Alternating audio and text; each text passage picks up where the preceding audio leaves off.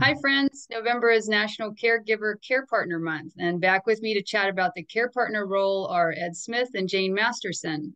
Ed and Jane have been on the journey with Parkinson's for over 25 years, with Jane as the person with Parkinson's and Ed as her care partner.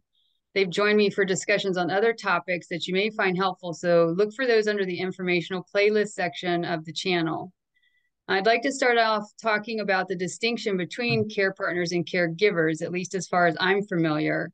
The terms are interchangeable. However, care partners are more often family members, someone more closely associated with the person with the disability or illness. Caregiver, I think, is a term more widely known. But when considering both terms, a caregiver is a person who gives care to someone who has difficulty or is not capable of providing self-care, whereas a care partner works alongside the person with the disability or illness, such as Parkinson's, to assist as needed. But the person with the disability can still manage with daily activities independently. So, Ed and Jane, from your experience, um, can you expound on the definitions of the two based on what you've learned? We'd be happy to do that. Our definition of a care partner is usually a spouse or a life partner, although that may not always be the case. To us, a care partner is someone who is with the person with Parkinson's 24/7. And they share in the joys of being together and in the challenges of everyday life. Our definition of caregiver is someone who provides care periodically. A caregiver may be a family member, a friend, a neighbor, or a paid professional. The care they provide may be for only a few hours a week, a few hours a day, or perhaps via shift work around the clock. And you talk about the caregiver, care partner role in your book too. So I just wanted to put that out there because we've talked about your book in the other videos too. So I just wanted to make viewers aware of that. So our Parkinson's disease instruction manual, you can find that on Amazon. But Ed, you knew Jane had Parkinson's, right, when you became a couple. But you chose to join her on this journey. Was that a hard decision? Well, no, for several reasons. First, we wanted to be a couple. Second, neither Jane or I knew much about Parkinson's disease at the time. And we decided maybe Jane just had to pop a pill a couple of times a day and life would go on as usual. Of course, we've learned quite a bit since then. So, Jane, at what point did you realize the importance of a care partner, and what expectations, if any, did you have of Ed as a care partner? It was many years after my diagnosis that I really realized that Parkinson's disease was impacting my ability to get around on my own. Mm-hmm. The real wake-up call was when I realized that I was no longer really able to drive, or should I be driving. And so my mobility in the community was really dependent upon Ed's ability to take me to places. Ed, how has your role changed as a care partner over the years as Jane's Parkinson's has progressed? Sure, as Jane just mentioned, when she got to the point where I had to transport her to her apartments, her social groups and so forth, my free time was reduced. Soon after, it became necessary for me to do the grocery shopping. That was followed by me becoming the chef in the house. I now do all of the cooking. I had to learn how. And by the way, you guys out there, learn how to cook. It's not that difficult, and it actually can be a lot of fun. In fact, I really enjoy it. All of this reduced my opportunity to pursue hobbies. So now my hobby is Parkinson's disease. I consider it just a new chapter in my life. So I tell everybody, adapt and enjoy. Right. It does take up a lot of time. So communication is key to maintaining a good relationship. So I think it's important for people with Parkinson's and their care partners to talk about their emotions. And of course, professional counseling is also available as a resource if needed. I'd imagine over the years that you all have had some heart-to-heart talks. Is there a particular conversation that you can recall having with each other that you found extremely helpful? And if you're comfortable sharing a bit about that conversation, how your relationship as a couple has benefited from it over the years. Well, I do not recall any particular one conversation, but it's been evolved as we've gone along. After a while, we realized that we needed to have some education. We didn't really know much about Parkinson's. So we've studied a lot of books and support groups here and in other locations. And we've really learned a lot, but we've had to focus on education in order to get ourselves up to speed, to be able to understand what this disease is all about. Yeah, I think we're fortunate that we have faced Parkinson's disease as a couple.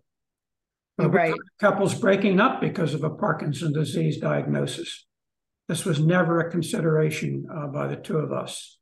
And that is why we've never sought professional counseling to help heal our relationship, because I don't think it's ever been broken. That's good. That's good that you have such a strong bond with each other. Because I know that's not the case with some people. With my Parkinson's, I think it's hard for my husband because I find men want to fix things, and you can't fix this. So as a care partner, Ed, have you ever felt frustrated, mad, or scared to the point of finding yourself distancing, just kind of like self-preservation, distancing yourself from Jane? Well, I certainly have felt frustrated by what the disease has done to Jane, and of course, what it's done to the two of us. Right. There are things we can no longer do as a couple. I would like to think that this has not caused me to take it out on Jane. One thing I've found that it is healthy for me to get away from time to time. Not so much as to distance myself from Jane, but as to distance myself from Parkinson's disease. Sometimes it's for a few hours a day. Occasionally it's for a week, away to see my family, or in fact, take a vacation on a cruise ship, which I'm doing in a few weeks. Parkinson's disease professionals will tell you it's imperative that a care partner periodically get away from the disease so as to maintain their emotional and physical health, because if the care partner declines, then they can't take care of their loved one. So it's important the care partner remain healthy. I know people who, as a couple, they've broken up. The significant other has left the relationship because they just couldn't deal with all that goes along with this disease. And I know you had said your bond has not been broken, but has there ever been a time where you just, Ed, secretly were like, I got to get out of here? And if so, what stopped you? Well, never. You know, Okay. when you generally care for someone, you Right. decide you're going to face the future together, and that's what we've done. Right, right. Younger adults who have found themselves in a caregiver role, dealing with something other than Parkinson's, that they've admitted to feelings of resentment towards the person that they're helping to care for. Have you ever felt resentful, Ed? And if so, how did you handle those feelings? Well, same answer as earlier. When you generally care for someone, you face the future together. Right. But I will say, if you develop such feelings, it's time to take a time out and put yourself in their shoes. Right. Assume you're the one with Parkinson's disease. How would you like to be treated? That helps recalibrate you. A few care partners have shared that their spouse or significant other with Parkinson's can be very hard to deal with at times because they lash out verbally, which can lead to the care partner feeling unappreciated as well as frustrated or sad, mad. Ed, what advice would you offer to those care partners going through this? Sure. Well, first, I'm exceedingly fortunate as this has never happened. That said, as the disease progresses, higher orders of the brain may be impacted and lashing out may happen. And I saw this with my dad, who eventually died of Alzheimer's disease. You need to step back and realize that your loved one is not lashing out. Right. It's the disease that's lashing out. If you're having trouble dealing with it, that's time to seek some professional help. And I think it's very important. Don't let it fester, but also don't expect to be able to change your loved one, although sharing the issue with their medical professionals is certainly appropriate. Jane, as the person with Parkinson's, have you ever caught yourself being reactive and taking it out on Ed? And if so, how did you correct your own behavior? Well, it really hasn't happened, but I try to take a deep breath and then open my mouth with not regretting what I'm about to say. So it's really not been difficult at all. And he's anxious to learn about Parkinson's. So it's really, really nice about that, and I really don't mind. I realize he needs to get away, and it's imperative that he see his family and go on some time out from me. And so it's definitely worked out very well. That's great. That's great. You sound like you have a very strong relationship and have really supported each other on this journey. Care partners and caregivers may find that they need to be on duty nonstop around the clock, which can present challenges for them, including feelings of isolation, physical and mental stress, and a myriad of emotions like anger, guilt, depression, and all of this can adversely affect the relationship with their loved one.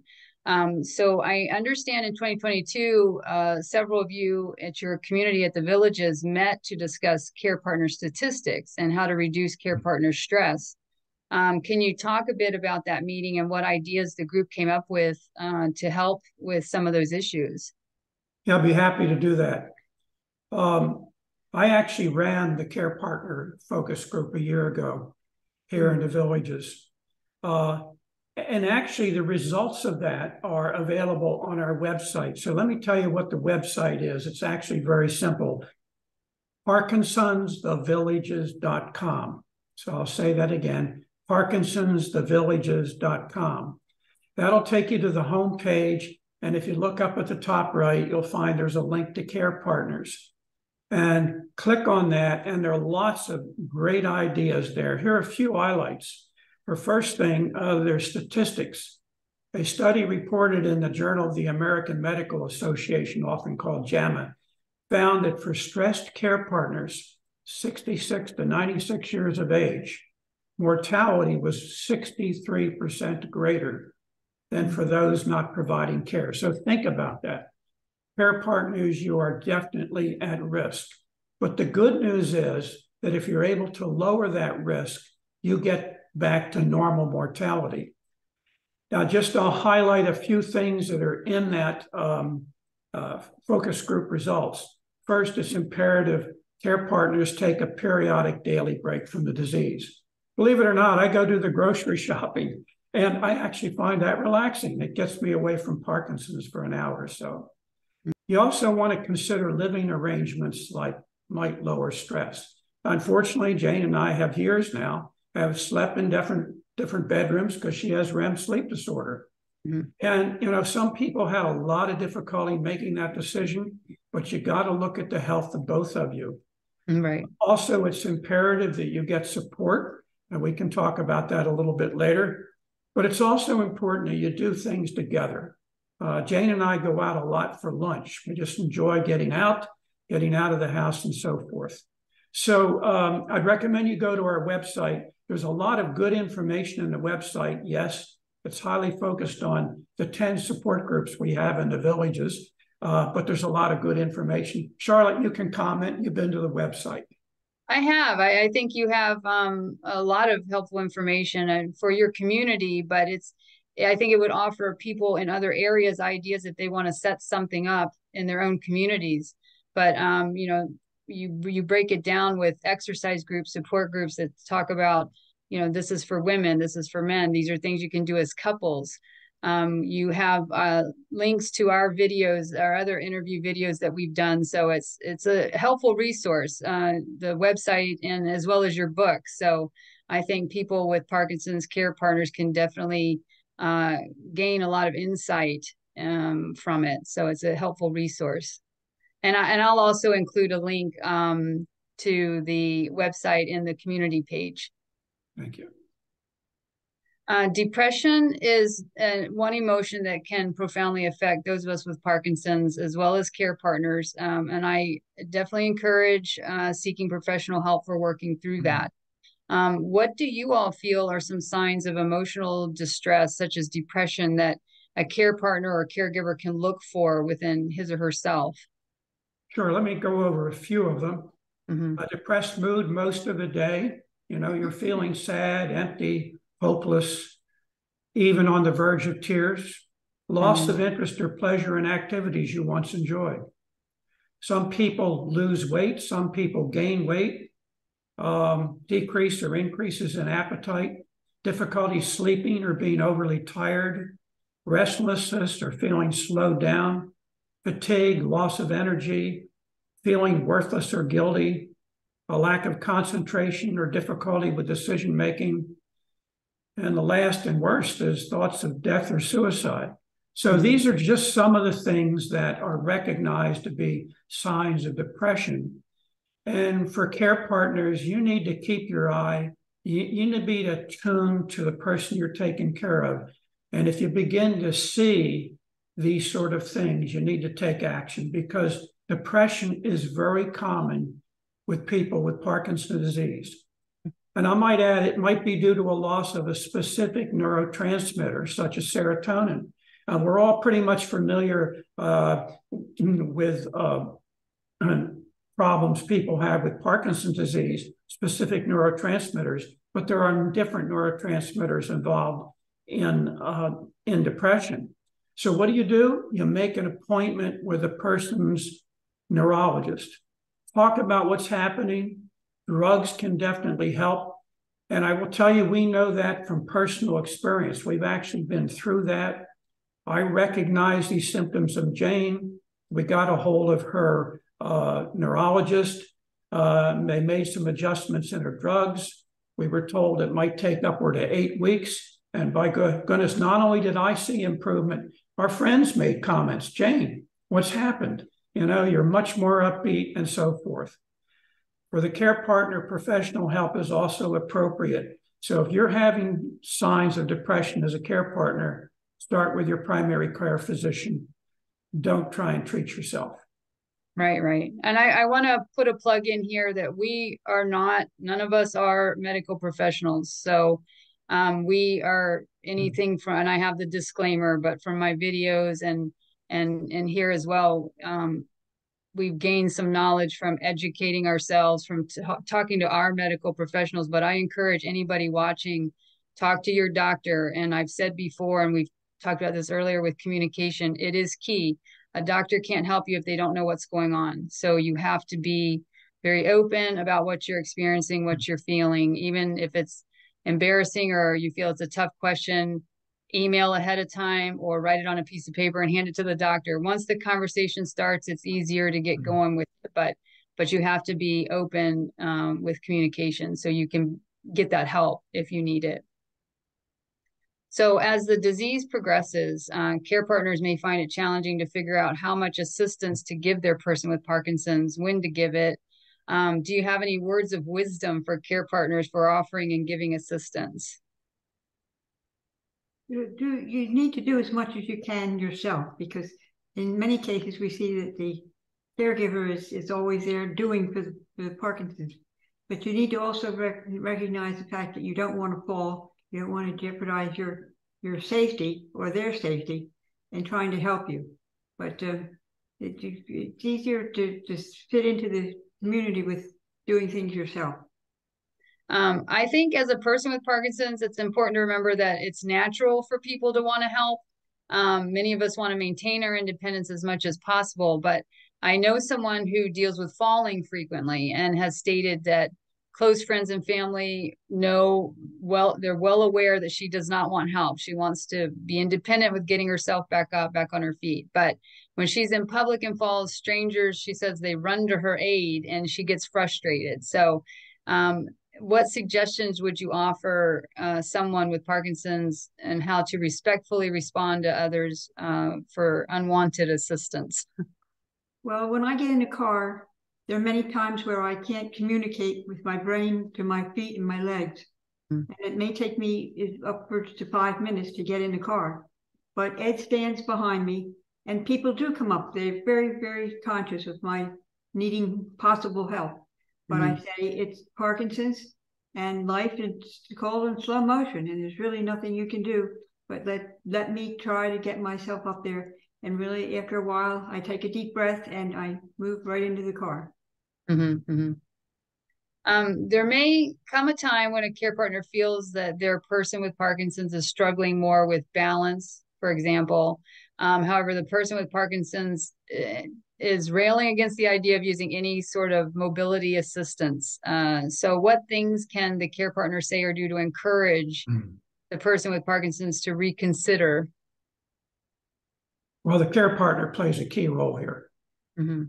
And I will tell you, it's absolutely imperative that they help the person with Parkinson's understand that a fall can be the route to a nursing home or death. Falls can really be serious. One has to avoid falls at all costs. And one way to almost eliminate the risk of a fall is for the persons with Parkinson's to take advantage of mobility devices. And when I say mobility devices, we include walkers, scooters, wheelchairs. And it's important that the person with Parkinson's understand that by using mobility devices, not only is the risk of fall reduced, but that person's ability to travel about is enhanced.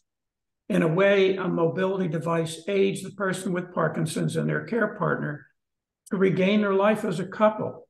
And of course, over our 26 years journey, we've gone from walkers to scooters, powered wheelchairs, and what have you. And it's allowed us to continue Jane's mobility and thus our ability to get out and get around. I think too, with falls, I know I'm afraid of falling, and I haven't yet, knock on wood.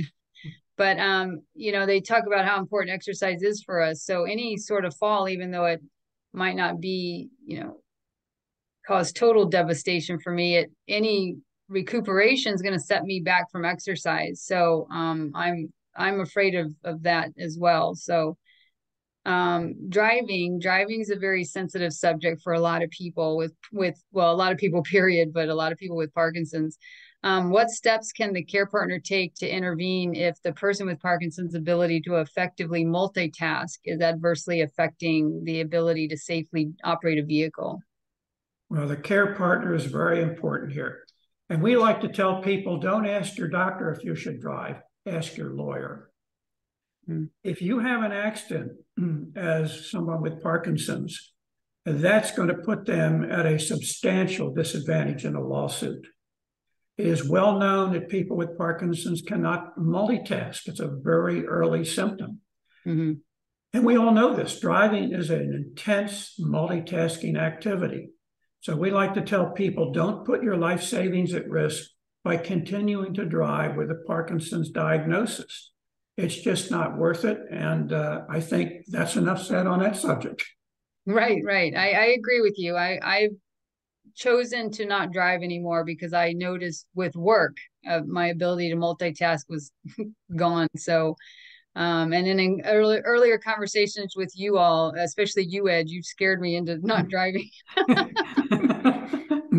But better to be safe than sorry, you know. So fortunately, I have a good chauffeur that I live with. So, and Jane has a great chauffeur. Yeah, absolutely. I've suggested some care partners that I know consider things like Instacart for grocery shopping, hiring someone to help with housework from time to time, as ways of easing some of the stress that they may feel. What other things would you suggest a care partner consider for help with day-to-day activities? Well, we have several companions, and they come for a few hours each day. They help with laundry, doing pills, setting the pills up for daily taking, and taking me to get my hair cut and nails done, etc. And we go out to eat many times. We also have a housekeeper that comes once a week to do the heavy housekeeping work. And so that needs Ed to not have to do any of that kind of thing. And these people are very, very kind and generous to us. And so it works out very well. So it's a good thing for both of us. Good. So I'm gonna same question for both of you, but starting with Jane. In your opinion, as a person with Parkinson's, why do you feel it's important for Ed as the care partner to attend appointments with you? Oh, well, doctors especially. I require him to go with me because I can't multitask. I can write down the questions that I have. He writes down questions that he has, and we discuss it at the appointment, but I can't remember them without having them written down. So he takes the detailed information and then we go over it when we get home. So Jane will often say to me, she did this recently, why do we need the appointment? I'm fine. But I prepare in advance and I have a list of issues that need to be addressed. I also take notes, but I try to let Jane answer the physician's questions as much as possible, but I'll break in where needed. And I think the result is far more benefit from the appointment than if I were not involved. And that's been true for many years, right, Jane? Yes, oh, absolutely. Yep. Absolutely. Mm-hmm. Yeah, I've heard people say that the person with Parkinson's will go to appointments and you get the question, how are things? You know, how are you doing? And we will usually say, the royal we will typically say, oh, fine. And then the care partner's the snitch. That's not true, you know, and then they start rattling off all of this stuff. Well, I will comment. Jane did this one, it's about 8 or 9 years ago. She said to the doctor, I'm fine. I said, no, she's not. I'm out interviewing nursing homes. And the bottom line, she really had a serious problem. And after about 2 hours with the doctor and supporting people, we came up with an action plan. It brought her back to life. Mm-hmm. So, and actually, we've gone through that 3 times where we've been able to bring her back from the brink of needing to go into a nursing home. So, care partners do it. Right, right. Yeah, I think as a person with Parkinson's, you might just settle. Like this is just how it is, but you do need that care partner pushing you sometimes. Absolutely. Good. Mm-hmm. So this disease can definitely take its toll, but it doesn't have to define us. What are some activities the care partner and his or her person with Parkinson's can do together as a couple to keep the relationship strong? Well, we visit with friends. I will tell you that over the years, our circle of friendship has actually grown because it includes a lot more people that live with the disease. So we have that in common. Jane and I eat out frequently. We live in a golf cart community, and although we do not play golf, we have a golf cart. And we love to take a golf cart ride. Jane calls it her convertible. Her transfer wheelchair fits perfectly. Yeah, in the back of the cart where 2 sets of clubs normally go. So we'll hop in the golf cart. We haven't done that for 2 days? Yes. 1 day. And we jump in the golf cart and we take a long ride, stopping somewhere for lunch. And it's a time out for us. And it's a lot of fun, fresh air. So what do you have to say, Jane? Well, I enjoy that very much because it really just gets you out and you see people and you meet dogs and all kinds of animals on the way to emotional. Other thing we want to stress is do not give up emotional and physical intimacy. You will have to make some changes with what you did years ago, but changing can be fun. Check out the Parkinson's Foundation. Their papers on Parkinson's intimacy. It's a good read. Okay, good. So as we're wrapping up our discussion, what final words do you want to leave with our care partner viewers? Well, do not let Parkinson's disease define who you are as a care partner or as a person with Parkinson's disease. Our lives are constantly changing regardless of Parkinson's disease. And I say go with it, accept it, and thrive with it. Get involved with support groups so you can benefit from the knowledge of others and so you can make more friends, especially the ones that relate to your new world. We have been on this journey for 26 years. We continue to feel blessed that we have each other, and we savor each and every day. So Ed and Jane, I want to thank you for joining me once again to chat about another important topic on this journey. I believe your experiences offer others more to consider for making informed decisions, and I know I learned something new each time that we talk. But I truly appreciate you opening up, sharing your personal experiences and your emotions, because I did ask you some tough questions. And for viewers, I did send these ahead of time, so they were fully aware of what I was going to ask. And I got their approval before asking. But I think it's normal for a person in a caregiving role, whether it's a grandparent for something, Parkinson's, or a sick spouse. I think it's normal to get frustrated at times and maybe feel guilty afterwards. You wouldn't be human if you didn't.